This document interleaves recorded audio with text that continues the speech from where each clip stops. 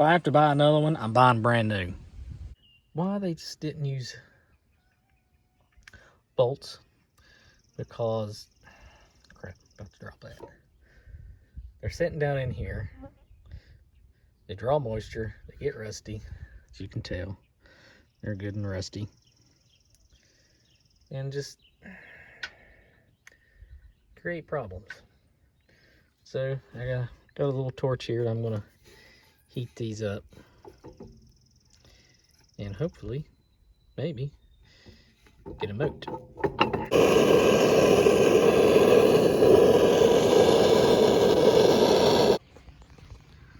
Alrighty, folks. What we got going on here is the disc mower conundrum. And it's about to get the best of me. I've about had it with this Vicon. Well, let's just get down here to the meat and potatoes of it and let you know what's going on. Oh, alrighty. Don't know if I posted this or not, but I had to rebuild the gearbox.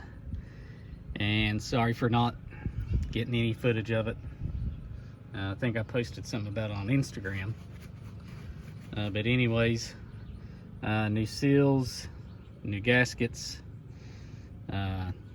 O-rings, where you want to call them, new bearings, shims, races, and a gear, because a shim had come out in this gearbox and was letting, when gears come together, they have to line up, have a certain spacing.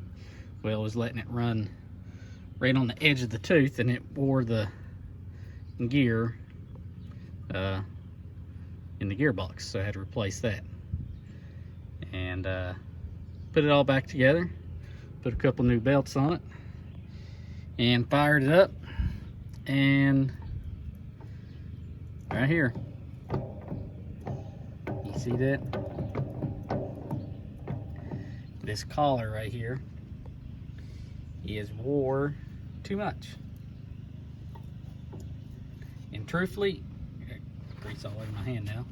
Truthfully, I'd say that had a lot to do with the shim coming out, because I feel like that got a little cattywampus just like that right there, and strained everything, vibrated everything, and I feel like that's why the shim come out. Maybe not, I don't know. But anyways, so two things have to happen. One is that's going to have to be replaced, and two, in this pot here, this tower, this was plumb full of styrofoam. So what I'm going to do, I'm going to try to see if it works, is I'm going to fill this plumb full of great stuff. I'm going to get this where this is supposed to be, lined up how it's supposed to be, and I'm going to fill it plumb full of great stuff, let it set, and see if that helps, just to get me through the last 60 acres. So the worst thing that could happen is it doesn't work and have to disassemble everything anyways to replace that. For a mower with as little wear as this thing has, I'm a little disappointed. Yeah, cuts really good, even though it only cut about 20 acres before it decided to piss me off. Life of a farmer sometimes. All right, round two with great stuff. I did put a new collar on, yoke, U-joint, what have you, because this one was pretty wallered out and it was in here like this, so it was doing this number, and when this would get up to 540, it would just elbow out, and it would bind up and would separate the gearbox from the cutter bar, and it would just fling it out. So I put a new one on. Well, I robbed the one off my fertilizer spreader and put on it.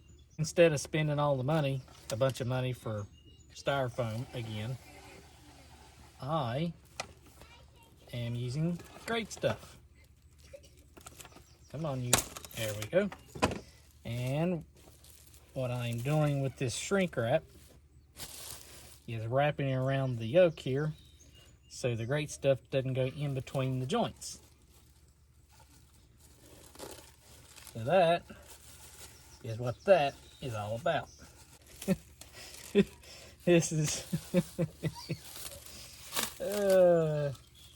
this is ridiculous.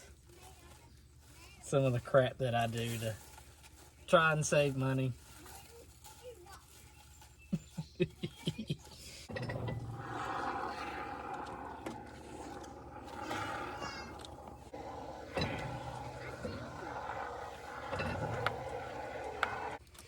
And there you have it. I'll let that sit overnight, and in the morning it'll be all foamed up to here, and I'll just take a utility knife, slick it off, and put the little cover on there, and Bob's your uncle.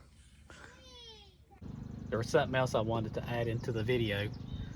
Is I would like to apologize to everybody, especially to those that I watch on YouTube. I have not been keeping up with anybody. I mean, just here and there and everywhere. Just a whole lot's been going on. I've been dealing with a whole lot. And I just really haven't been in the mood of watching anything. Or really making any videos. But I'm trying. I'm putting a few up as I can.